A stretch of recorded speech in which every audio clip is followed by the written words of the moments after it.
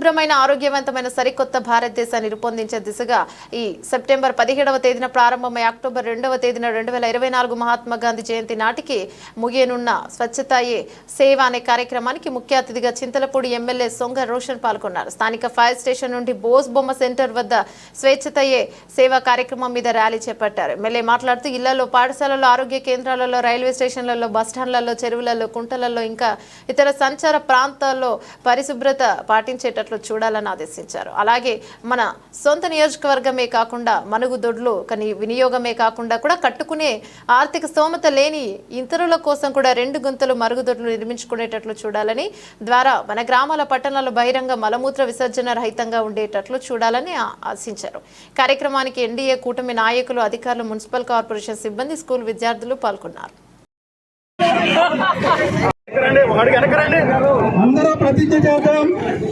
నేను చెప్పినప్పుడు ప్రతి ఒక్కరు మీ పేరు చెప్పుకొని నేను అని చెప్పాలి. శామ్యూల్ అని నేను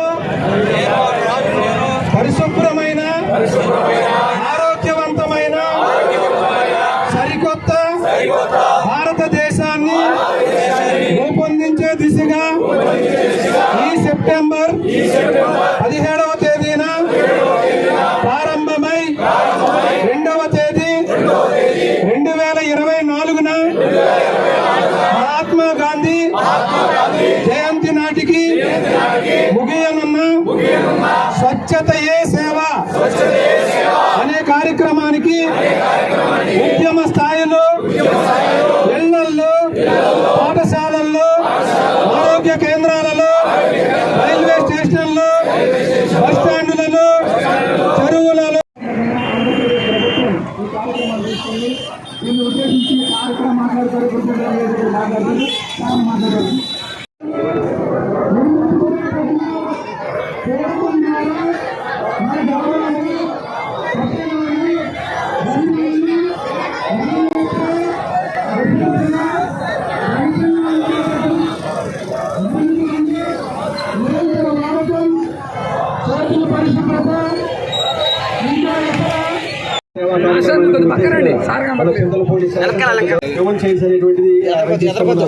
తర్వాత ఇక్కడ ఫ్లెక్స్ చేద్దాం.